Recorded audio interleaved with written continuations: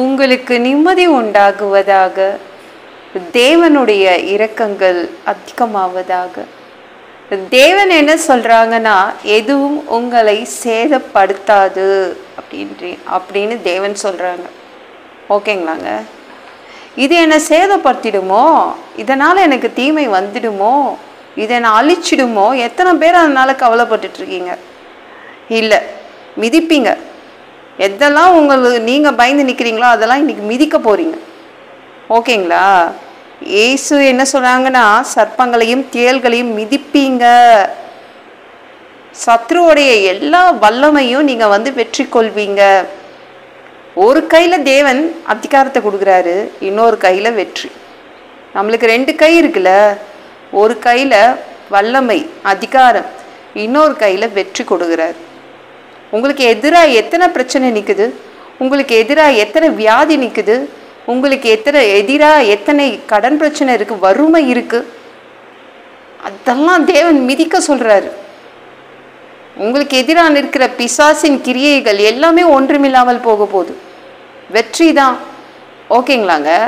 ஏதோ ஒன்று பயமுத்திட்டு நிற்குது.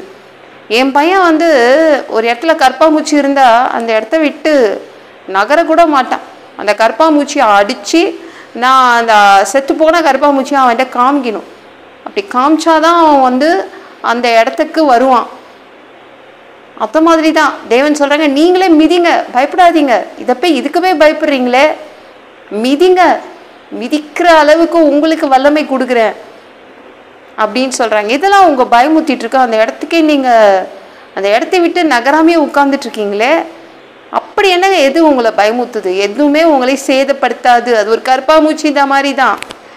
மிதிங்க, சர்ப்பங்களை தேள்களை மிதிங்கன்னு தேவன் சொல்றாங்க. எல்லா வல்லமையும் எல்லா அதிகாரத்தையும் உங்க கையில கொடுத்துருக்காரு, இன்னொரு கையில வெற்றியை கொடுத்துருக்காரு.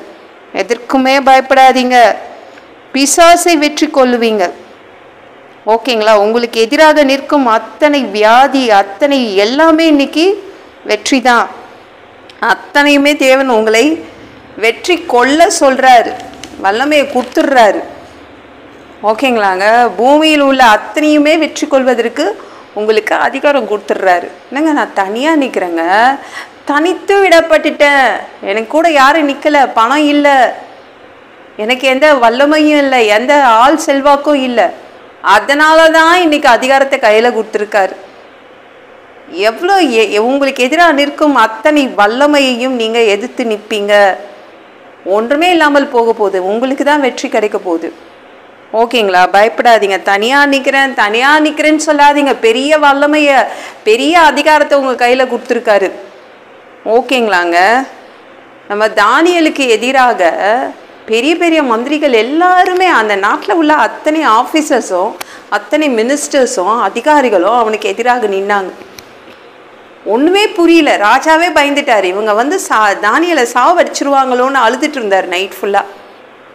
ஒன்றுமே பண்ண முடியல தானியேல் ஒரே ஒருத்தன் தான். ஆனால் அவனுக்கு எதிராக இருந்தது 122 பேர். ஆனால் தானியேலை ஒன்றுமே செய்ய முடியல. கொண்டு போய் சிங்கத்துக்கிட்ட போட்டாங்க. சிங்கத்தாலேயும் ஒன்றுமே பண்ண முடியல. எதுவுமே உங்களை சேதப்படுத்தாது. எந்த பிரச்சனையும், எந்த வறுமையும், எந்த தீமையும் உங்ககிட்ட வராது. அதுதான் இயேசு சொல்கிறாங்க. ஓகேங்களா? இந்த கையில் வல்லமை அதிகாரம் கொடுத்துருக்காரு, அந்த கையில் வெற்றியை கொடுத்துருக்காரு. எதற்கும் பயந்து நிற்காதீங்க. ஓகேங்களாங்க? மிதிங்க, எல்லா பிரச்சனைகளையும் மிதித்து நடந்து வந்துடுவீங்க. எல்லா பிசாசுகளையும் வெற்றி கொள்வீங்க.